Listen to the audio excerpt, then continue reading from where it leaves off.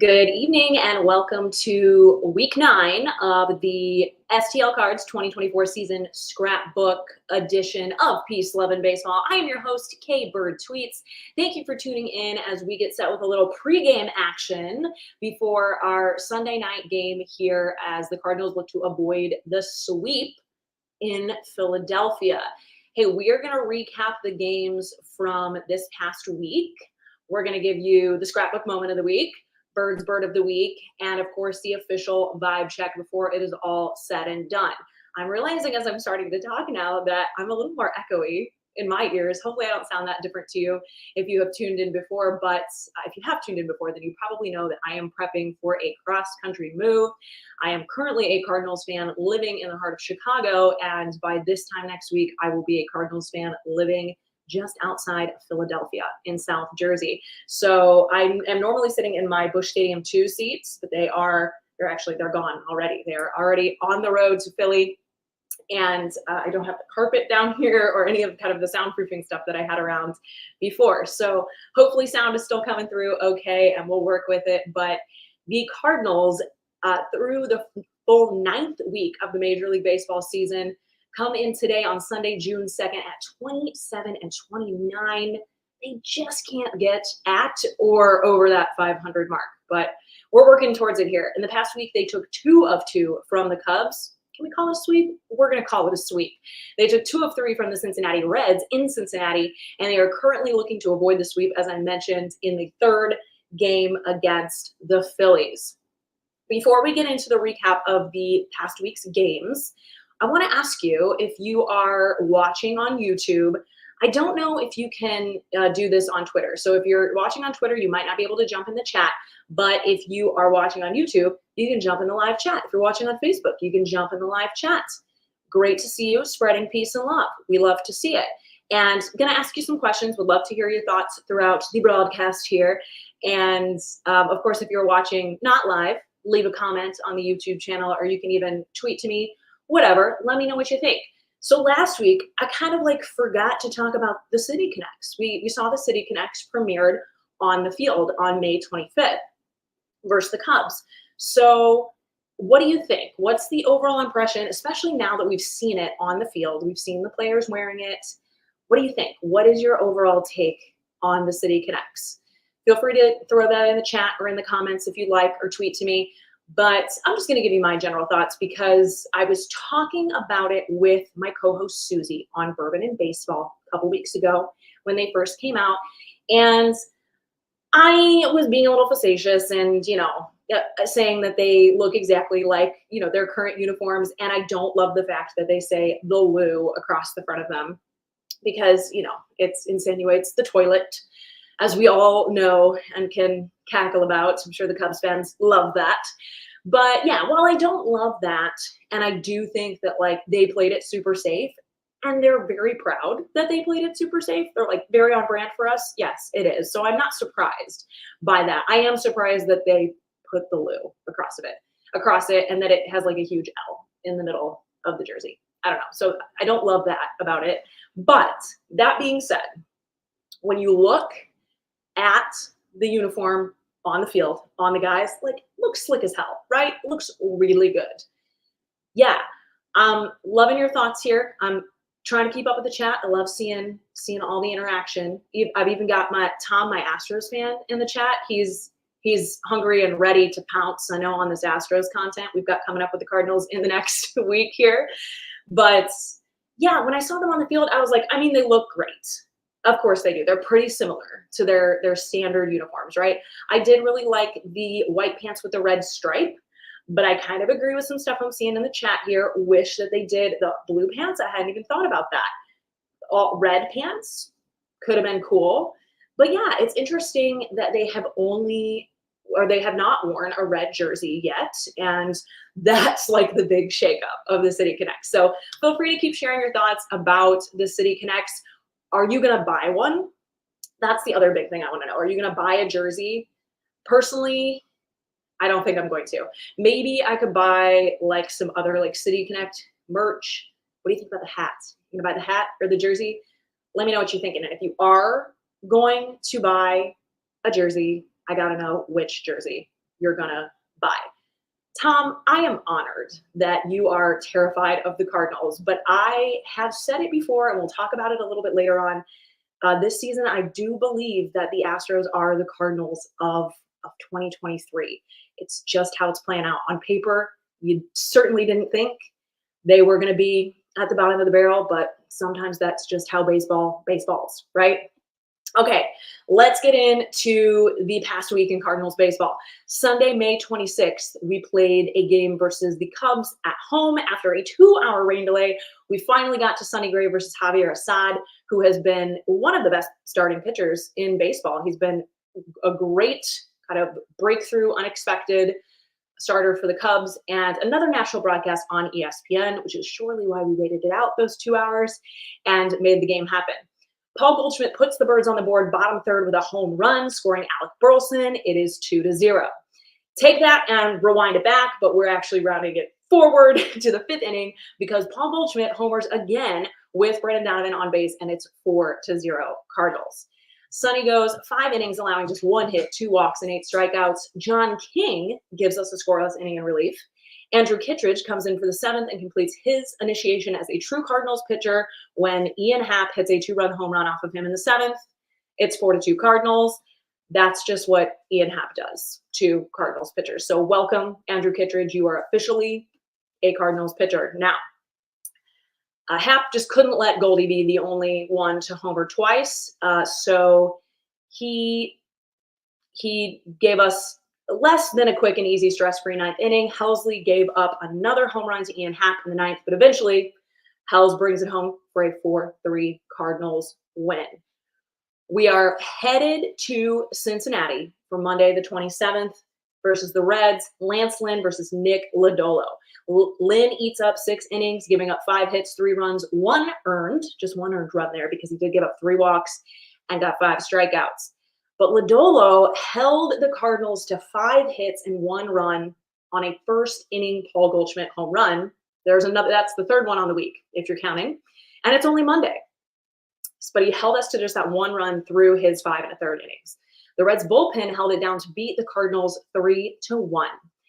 We did hear that because of the rain delay the night before, the Cardinals did not get into the team hotel until 4 a.m. And it's safe to say that it showed in Monday's game. The offense looked tired. This got me thinking about how we have heard not just Shohei Ohtani, but I think it was Yusei Kikuchi. I can't remember if it was him. There was another Asian player who said he sleeps like 14 hours before a start or something. And it got me thinking about which Cardinals player do you think sleeps the most or like prioritizes sleep the most? Who do you think is like, no, if I don't have my 12 hours, like I've got to strike out 3 times today? I kind of think it's Paul Goldschmidt. I see Paul Goldschmidt being like very by the book with his health and wellness. And so I would say if anybody is prioritizing their sleep, he's getting up there. So he's got to have more time to recover. And I feel like he's very disciplined and would be able to just excuse himself from any distractions and make sure that, especially on the road, he's getting a good night's sleep. But let me know if you think it's somebody else who looks particularly well rested out there these days. So Tuesday versus the Reds, a good night's sleep will do wonders because Kyle Gibson goes up versus Andrew Abbott, who has been great for the Reds so far this season. Gibson gives us 6 innings. He gives up just 2 hits, 1 run, which is on a Will Benson homer, 2 walks, and 6 strikeouts. He was backed up beautifully by John King and Ryan Fernandez to hold the Reds to just 1 run, while the Cardinals offense had some fun. They're awake, ready to rock and roll. A Mason Wynn double drove in B. Dottie in the 3rd and made it 1-0. Nolan Arenado goes yard with a 2-run home run in the 4th, and it's 3-0. All the Nolans are going deep today. Gorman gets his own 2-run blast in the 7th to make it 5-1. Mason Wynn and Ivan Herrera would each pick up an RBI before it's said and done for a final score of a 7-1 Cardinals win. That's the kind of game we love to see. Moving into Wednesday, the 29th, going to finish out the series here with the Reds. There was a quick turnaround for a noon game to finish up the series here in Cincy, but the Birds were ready. None less than Andre Palante, who was back up from AAA and going to get the start while Steven Matz is down on the IL. He is plan D, I believe. Steven Matz, plan A. Zach Thompson, plan B. Matthew Liberatore, plan C. Andre Palante. Just keep the line moving, see how he does. But man, does he make the most of it. 6 innings, 3 hits, 0 runs, 3 walks. They did all come early on in the game, and 4 strikeouts. The good news is it is salsa season on the other side of the ball, and Matt Carpenter hits his first home run as a Cardinal since September of 2021 to give the Cardinals an early 1-0 lead in the 3rd. Nolan Gorman goes on to double and score Goldie in the 4th, followed by a Mason Wynn single to score Norm, and it is 3-0 Cardinals. The Reds picked up a run off of Kyle Leahy in the 7th, but Norm, that's what we call Nolan Gorman if you're new around here, Norm, he is back with his 2nd home run of the week in the 8th, and it's 4-1 Cardinals. Kittredge gave up a run in the 8th, in part on a throwing error by Dylan Carlson in right field, but the Reds bullpen struggled. They walked Alec Burleson, which ultimately walked in a run with the bases loaded. Is there any team that loves an unearned run more than the 2024 St. Louis Cardinals? I need to look this up, but if somebody finds it before me, is there a team like who has those unearned runs in baseball in 2024? Because I would not be surprised if it's the Cardinals, and if it's not them, they're up there. Anyway, now it's 5-2 Cardinals. Hell's bells rang once again throughout Great American Ballpark, and he gave up a run. He gave up a run, but he closed it out ultimately for a 5-3 Cardinals win. Here's something else I want to ask you about, Cardinals fans. Kittredge and Helsley, and maybe even JoJo, are they overworked? Is there any cause for concern here? Or is it just like a fluke, like coincidence that they've all had some of their weaker, like worst outings around the same time? Like none of them are blowing up. It's fine.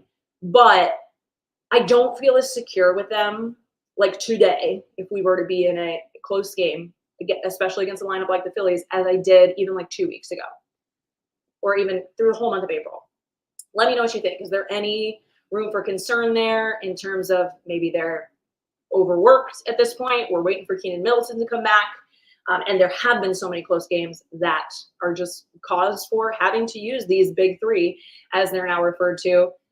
I also, while we're talking about the bullpen, I'm going to issue a public apology to John King, because I have said in previous episodes that, I was really only comfortable with the Cardinals using John King with a comfortable lead, or, in relief of like a blowout, not a blowout, but, like a 6-1 game or something. If they're losing, bring in John King. Let's go. But you know what? John King's doing the thing. So I'm sorry, John King. Sorry I doubted you. It's really great to have your contribution these days. Thursday, May 30th was an off day, and there was not a lot of good news on the off day. Newt Barr left Wednesday's game and was replaced by Carlson in right field after we saw him wince on a swing at the plate. He was put on the IL with an oblique strain, and he is expected to miss multiple weeks now. That's really tough when he already missed a good portion of the season after having the fractured ribs when he went up against the wall in a spring training game. And he never really had a chance to find his stride. So big bummer, because you love that plate discipline and the energy, the vibes that Newt brings. But Jose Fermin has been added to the roster in place of Lars Nootbaar. Here's a big point of conversation that I know we don't all see eye to eye on, Cardinals fans. So that's, again, why the chat is open and why you can leave a comment. Let me know what you think. And plenty of people already did on Twitter this week. But where is Jordan Walker? I know he is still having his struggles, having his challenges at the plate. I do see how at this point in his development, he needs to be playing every day. So if they were going to bring him up, it would be at the expense of sitting, I guess, Dylan Carlson or Brendan Donovan or Alec Burleson. But I guess with Burley and Donovan, they are the kind of guys that have proven that they don't need the same level of consistency to perform consistently. They've kind of been able to go beyond that and find success without that, that I think they're two guys that you could be a little bit more flexible with. And that's where I'm just kind of like, bring him back up and let him play every day. And I don't know, the mismanagement of him, in my opinion, was the beginning of last season. So I don't know if they're really making up for it now. And I know he's still not hitting the ball in the air a ton. I was like, I reposted the Cardinals post when they said they were placing Newt on the IL, bringing up Jose Fermin, and said, did Jordan Walker die? Meaning, like, why is he not like outfielder replacing an outfielder, right? And just like give the kid a chance. I mean, for the love of Star Wars Day, Jordan Skywalker bobblehead night is coming up on June 6th, and Jordan Walker is not going to be with the big league club. Unless Brendan Donovan goes on the IL, and then maybe we'll see him. I really don't know. But I get it. I get it. There's argument for both sides. But yeah, where's Jordan Walker? I miss him. I miss his smile. I miss his thumbs up. Let me know what you think. Okay, it's Friday, May 31st, and we have arrived in Philadelphia. I told you I'm moving to the Philadelphia area, right? Unfortunately, I'm not there yet, so I could not attend these games. And when the Cardinals are here in Chicago 2 weeks from now, I'll be there. So that was very poor planning on my part. But Miles Mikolas versus Aaron Nola. Before the game even starts, we get more bad news that Brendan Donovan has been scratched from the lineup due to neck tightness. In the postgame, Ollie was saying that he's lost mobility in his neck. He can't even turn his head side to side all the way. That's, man, such a bummer. Certainly something that could be day-to-day, but he was not available for Friday's game. He did not play last night on Saturday, and he is still not in the lineup today. While Mikolas had a decent outing overall, he went 6 innings. He allowed 5 hits, 3 runs, 1 walk, and 5 strikeouts. The Phillies, led by none other than Edmundo Sosa, they got to him early. Yeah, Brandon Marsh scored Alec Boehm to bring none other than Edmundo Sosa to the plate with a runner on base. If you forgot, or if you're new here, all levels of Cardinals fans, welcome. Sosa was a utility infielder with the Cardinals.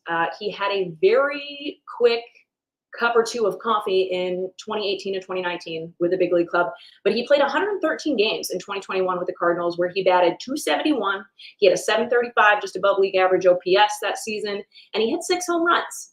But with the likes of Tommy Edman and Brendan Donovan on the roster, he got less playing time in 2022, and he was ultimately traded to the Phillies at the deadline in 2022 for Jojo Romero, who has been a great, super valuable pickup for us. Obviously, I think this is one of those cases where both teams won the trade, but man, and I think all Cardinals fans are really pulling for Edmundo Sosa and like to see him do well. But he played in 104 games last season for the Phillies, and this year he is getting starting time at shortstop because Trey Turner is injured, and he's making the most of it, baby. He is currently batting .304 with a .949 OPS and a .168 OPS plus. Sosa can be streaky as a hitter, but he is on a heater right now, and he's been a huge asset overall for the Phillies the past 2 seasons. 2.5, I guess, really. He comes up clutch here with a massive 439-foot 2-run home run that landed in Ashburn Alley at Citizens Bank Park. It was the longest home run of Sosa's career, and it was the first that landed in Ashburn Alley in Citizens Bank Park in almost 2 years. It was going to be Edmundo Sosa, right? Yeah, as we drew it up. It's 3-0 Phillies. Brandon Crawford has something to say about that, though, and he drives a home run of his own off of Aaron Nola. This is Brandon Crawford's first ever home run, not as a San Francisco Giant. It's crazy. And I think all of his kids were there. He has 5 really cute kids. So that was precious and fun and just, great to see. He also made a couple of dazzling, vintage B. Craw defensive plays. So Brandon Crawford had himself a game. Why not? Unfortunately, it was still a loss. If that there's a through line there. But anyway, it is 3-1 Phillies. Nato knocks one out of the park in the 7th. He makes it 3-2. And it's looking like these Cardinals might just have some fight against a very hot, very good Phillies team. Mason Wynn is brought in to pinch hit for Crawford with Aaron Nola out of the game and a chance to score, but he was retired by reliever Mike Strom. And this one at-bat in this game would end Mason Wynn's 18-game hitting streak, which was tied for second longest hitting streak by a rookie all time in Cardinals franchise history. So he'll end there. Sadly, the one other run to score would be for the Phillies off of Kyle Leahy in the 7th. We saw a super solid outing from Libby out of the bullpen. Welcome back, Libby out of the pen. Glad to see it. He had an inning and a third of scoreless ball and 3 strikeouts of some very serious hitters of baseball. The hitters of baseballs. The Phillies bullpen silenced the Cardinals offense, though, for a 4-2 Cardinals loss. We made it to June. It is Saturday, June 1st, and IDK about you, but it did not seem very sunny in Philadelphia to me on Saturday. Sonny Gray got knocked out early got knocked around early. He didn't get knocked out particularly early, but he did get knocked around by the Phillies' big bats, along with Nick Castellanos. He somehow got in there too. They scored 3 runs in the first inning off of Gray. The lone Cardinal run in this game came on a Mason Wynn sac fly after Nolan Gorman had doubled and moved over to third on a Ciani hit. This was against Spencer Turnbull, though, after Ranger Suarez came out of the game after 2 innings when a comebacker off of Alec Burleson's bat hit him in his throwing hands. Fortunately, looks like imaging came back negative, which is, of course, a positive thing. And he may miss a start, but it's looking like he will recover sooner rather than later. Very glad to hear that, because the last thing a fan of any team wants to see, regardless of who it is a guy who's having a season like Ranger Suarez be down for long. So glad to hear it. Brandon Marsh drove in another for the Phillies in the 3rd to make it 4-1, and Sonny Gray ended his day after 5 innings. He allowed 4 hits, 4 runs, 3 walks. Ooh, you know he's mad about that. And 10 strikeouts. I saw B-Shafe Daily. He tweeted something about Sonny Gray's 10 strikeouts and made a point that I thought he just articulated it very well, so that's why I'm sharing it with you here, that even when he's like he doesn't have his best stuff, he's still elite in one way or another. 10 Ks on a day where he didn't have a quality start. His ERA is currently sitting at, straight across the board, 3.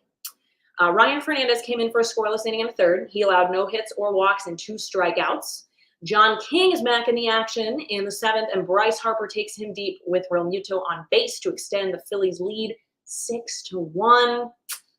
Here's a bright spot in the game. We saw Ryan Loudis of Elk Grove Village, Illinois. Elk Grove Village is mere miles away from where I am sitting at this very moment. He grew up very close to Chris Roycroft, our guy who made his big league debut just a few weeks ago as well. He made his big league debut in the 9th. He allowed a hit and a walk, but got himself out of trouble and came away with a clean inning. Ryan came out of a Division III school, Washington University, which is just a few miles away from Busch Stadium in St. Louis. And you may have already read this. I believe this was from John Denton's coverage for MLB.com. But in this article, it says that Loudis always thought that his path to the big leagues would be through his computer science degree. And having played at a Division III school, it happens, but he's obviously not a top draft pick or a guy who's on a lot of people's radar. And he had this degree from a prestigious academic university. A few years earlier, he actually worked for the Cardinals and helped write code for the app designed to assist pitchers in their development through the Cardinals organization. That's wild. That's so cool. He actually had a job offer with a firm in Chicago as a software engineer, but who wants to move to Chicago when you could possibly play for the St. Louis Cardinals? So he still had the urge to give pitching another try, and he stuck with it and stuck it out. And here he is making his big league debut, making things happen. So that was the silver lining of that game for sure. Always something to circle, put a star on, put in the scrapbook. But the Cardinals lose that one 6-1. We are about 10, 15 minutes out from the 3rd game of that series, Lance Lynn versus Taijuan Walker. So hopefully the Cardinals can avoid the sweep, and Lance had a very solid outing this past week, as we just talked about. We'd love to see it again.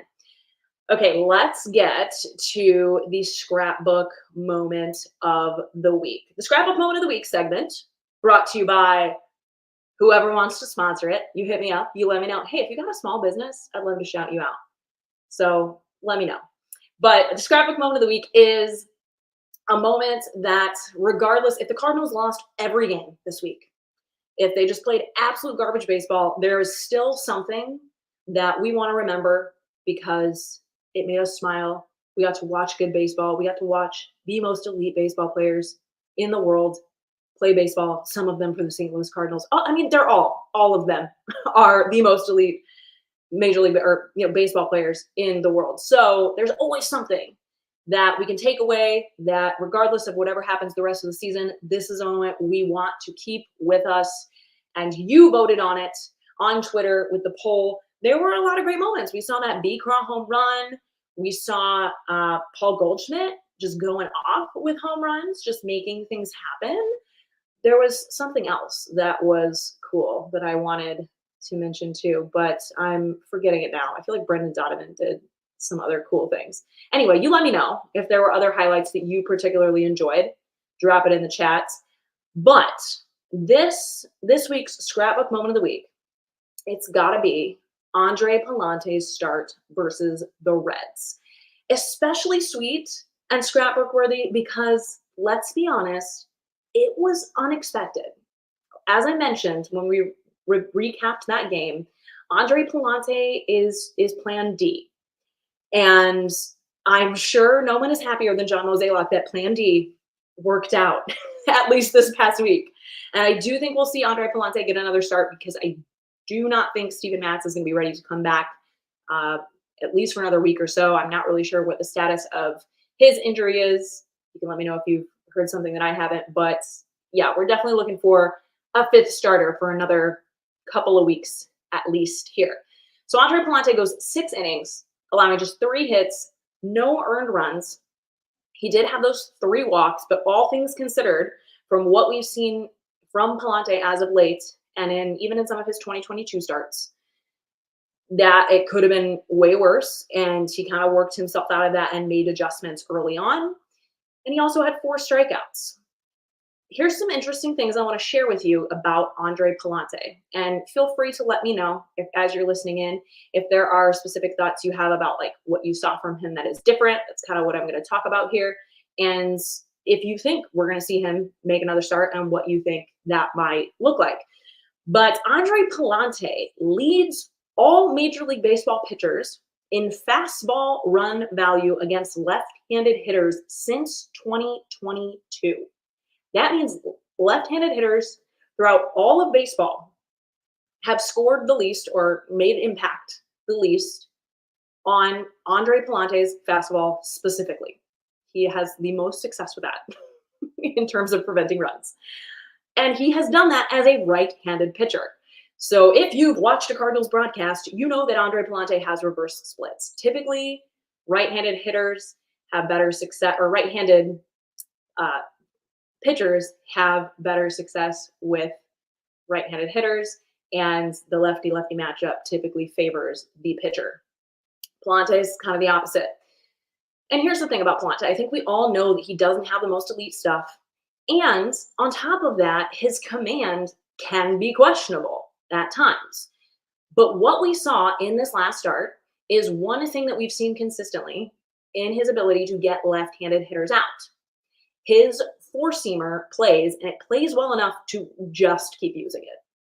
I should have looked at the actual percentage of which he used the four-seamer against left-handed hitters in this game, but it was high. It's kind of like he just doesn't need another trick up his sleeve because this one works. Like, if it ain't broke, don't fix it. He's never going to strike out a lot of guys. That's not what you're going to see from Andre Palante. But his four-seamer, from the statistic that I share with you, is as close to a guaranteed ground out to a lefty as any pitch from any pitcher in Major League Baseball. Now, the change that we saw in this start by Palante was his approach to right-handed batters, because as we established, he has he has significantly more success against left-handed hitters. So we saw almost the opposite with exclusively sinkers and sliders to right-handed hitters. but he was overall more effective than we've seen him previously, and specifically after those early inning walks. So we saw him keep the walks under control. It does seem like that's still the trick for him and is going to ultimately dictate if he can find success in multiple starts. He induces so many ground balls and soft enough contact that even like with batted ball luck playing out, you're going to see hits, maybe, and sometimes more hits off of him, but they're generally going to be singles. So if he can keep free passes off of the bases, specifically to right-handed hitters, he stands to be much more successful. And that is my Toyota key to the game for Andre Pallante. The one other thing I want to share with you about Andre Pallante is just like a fun fact. And you may have heard this, or maybe you just forgot like I did. Andre Pallante, he just seems like such an endearing personality. He seems, like a real sweet guy. He's got a nice, sweet, innocent face and smile. But he showed up after the Wilson Contreras press conference at the end of 2022, when Wilson signed his contract with the Cardinals. And he asked him to sign a baseball with the inscription "Current Cardinal," so that he could give it as a Christmas gift to his friend who is a Cubs fan. And I loved hearing that about Andre Pallante. And I just knew that he was my kind of guy. He's somebody we could all be friends with. And I just wanted to mention that about him. It's just another reason to cheer for him, as he seems like he makes fun things happen, and he just seems like a nice guy. We're rooting for you, Andre. And that is why that is the Scrapbook Moment of the Week. Our next segment, I had this nice little slide for Andre. I forgot. There he is. See that face, that smile? All right, we got to wrap things up here because we got more baseball to play. Our next segment, Bird's Burd of the Week, is when we highlight a player, and it could be a player who really stood out this week, very obvious. It could be a player who just deserves a little extra love and attention, and in this case, it's kind of a little bit of both. This week's Bird's Burd of the Week is Paul Goldschmidt, friends and fans. Paul Goldschmidt, we all know about the struggles that Paul Goldschmidt has had at the beginning of this season. And even more so if you have listened to any of the national broadcasts. I'm sure they will mention it again tonight, because that is the thing that I actually hate most about the national broadcast this season so far, is how much they want to talk about Paul Goldschmidt's struggles. We have been hearing about it every day since March 30th. We know. But this week, Paul Goldschmidt, it's no secret he has warmed up since Mother's Day. And he generally does warm up as the temperature warms up, right? I like to think that this is a combined kind of slump for him at the same time that he's working through his typical early season kind of slow start. And it just kind of amounted to be a little worse than usual. And while I know we've still not seen him hit the ball particularly hard, or like he doesn't look exactly the same, he's not like full return to Paul Goldschmidt, it's looking better and better, my friends. So this week he had 6 hits, including 2 doubles, 3 home runs, 5 RBIs, and 4 walks. So he is seeing the ball well too. Mostly, I wanted to remind you that this man was your National League MVP 2 seasons ago, and he led the entire NL in slugging percentage, OPS, and OPS+. He is 36 years old. He's going to be 37 in September. This is his 14th big league season. He is a 7-time All-Star, a 4-time Gold Glover, a 5-time Silver Slugger. He does an incredible amount of charitable work in the community. He's a Roberto Clemente Award nominee. He's that dude. He's a dude. He's Paul Goldschmidt. So show some respect. And it's unfortunate that in this game and in all of sports and in a lot of professions, especially those that require the physicality of professional sports, that it is very, very rare that you get to go out on top, and that is part of the natural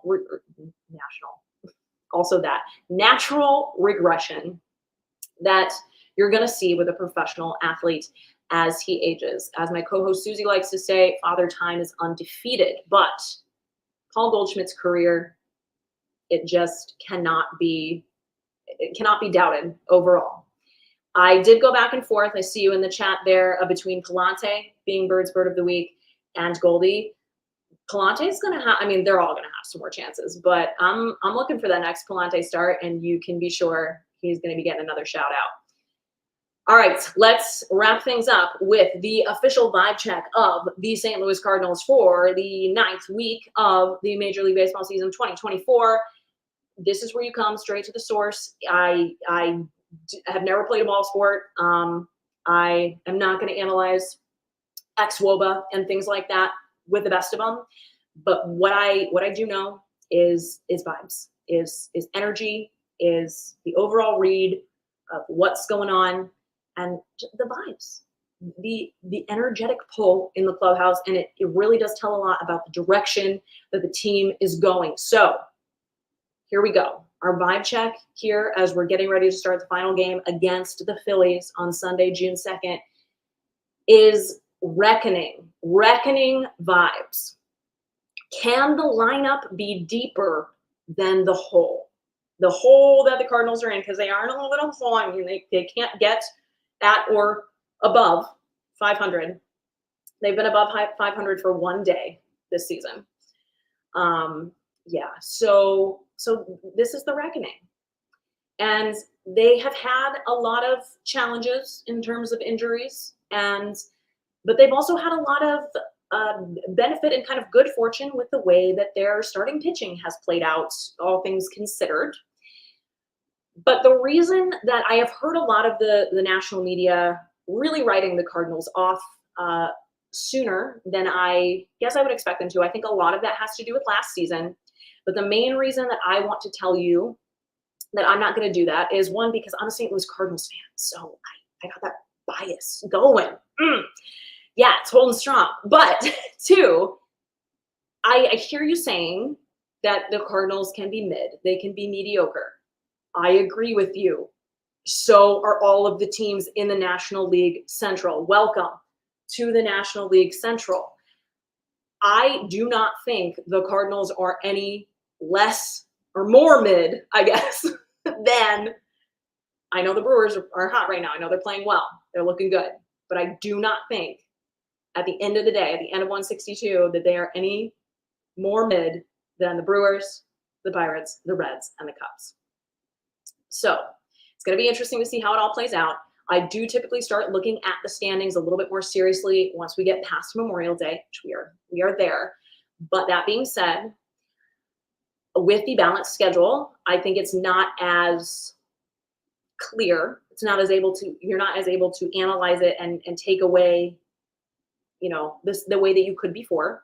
They haven't had a ton of even in division play so far. So Houston is on deck next week. Tom and I are going to talk about it, I think, on Bourbon and Baseball. So hop over there. I think we're recording later tonight and or tomorrow. But anyway, it'll be out there. Don't worry. And then we're going to play the Rockies at home. Like, these are big series to get ahead. Got to get ahead with these series before we play within the division again with Pirates and the Cubs the following week.